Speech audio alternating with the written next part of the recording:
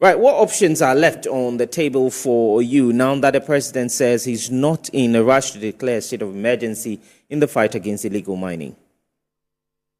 Well, before I go on, I think your previous On the guest call, had yes. mentioned the fact, Janet Nabla, yes, yeah. had mentioned the fact that Jubilee House was importing excavators. I think that point is not factual.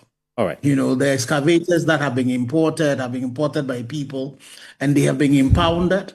Because I work at the Ghana Chamber of Mines as well, I know the processes we went through to be able to get the large-scale mines and members, the other contractors for the large-scale mines, to be able to clear their excavators. Now you need to go through the Ministry of Transport, the Ministry of GRA is part of it. You go through the Ministry of Lands and Natural Resources is part of it. You go through all of that process before you are able to clear your excavators, to the extent that now, because they wanted to declog the port, they have moved the excavators to the military barracks and all of that. And so I think that the issues of excavators importation is currently under control. The challenge we have, and again, when you mention what are the options, one of the things that we had mentioned is that the tracking of excavators, especially those that are in the system already, need to be speeded up.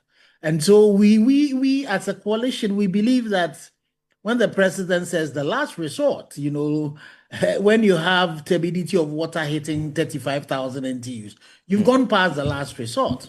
Last year, it was 14,000 NTUs that got us all screaming. So we believe that a state of emergency should be declared. But it's important to also note that a state of emergency is not an end in itself. The fact that you declare a state of emergency does not mean that immediately you resolve the issues around Galamsey. So declare it in some parts of the country where Galamsey is endemic. There are water bodies that are being destroyed. Some of our forest, communities that are being destroyed. For example, declare the state of emergency on the issues of excavators, for example. And the state of emergency, you can make revision to laws and all of that.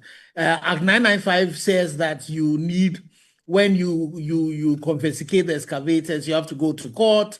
Judgment would have to be given before you can do forfeiture. But under a state of emergency, the president could, give an order for everybody who has an excavator in the system who is not, properly registered, to give them a period so that they all can be like the way the large-scale miners do their excavators, properly tracked and all of that. And if you don't do that, we can do a confiscation of that. Another challenge, again, the point you raised about the issues of the MMDCs and the DCs. These are supposed to be representing the president in these communities. And the KPI that the president has already given to them is that they need to ensure Galamsey is not happening.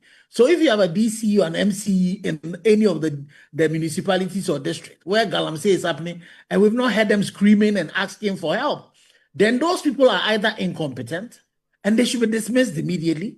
And then as you dismiss them, you also need to investigate them for complicity. Are they benefiting from that?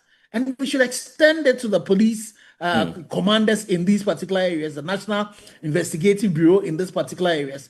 Another issue we also ask is that sometimes, when you listen to the press conferences, there are no clear timelines to some of the things that the president wants to do. So we believe that there should be some milestones that are given, the issues about fast track court and all of that. Give us clear milestones and timelines as to that is going to happen, so that we also can support the president in ensuring that is done. We also believe that the politically exposed persons who are involved in this, they are the elephant in the room. Last year in October, His Excellency the President mentioned that to be able to deal with the scourge of Galamsey, what you need to do is to deal with the kingpins. And we agree with His Excellency when he said that when he was candidate, John Dramani Mahama, that as president, he should make sure this is done. So a Kontamine, for example, why is it that the case is not in court? We also have the situation where the Attorney General asked the IOCO to do some work on Professor Frimpong Boate's report. We've not heard anything. There are some NDC people that are telling the general asked Iyoko to deal with. We've not heard anything. There's some petitions that we have brought against the NDC MP for our win, for example, who was accused by his chiefs of being involved in Galamsey, an accusation that he disputes, but nothing has been heard about that.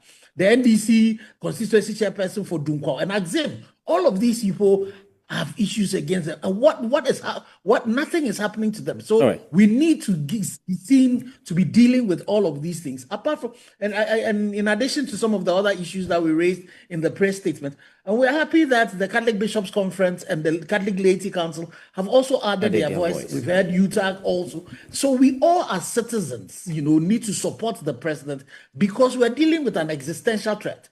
As we speak, Kwenyako water treatment plant has been closed down. The Bonsak treatment plant has been closed down. The Chepik treatment plant gets closed intermittently and all of that because the turbidity are terrible.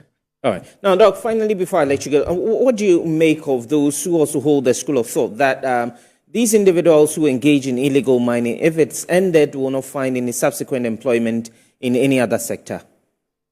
Oh, I completely disagree with that.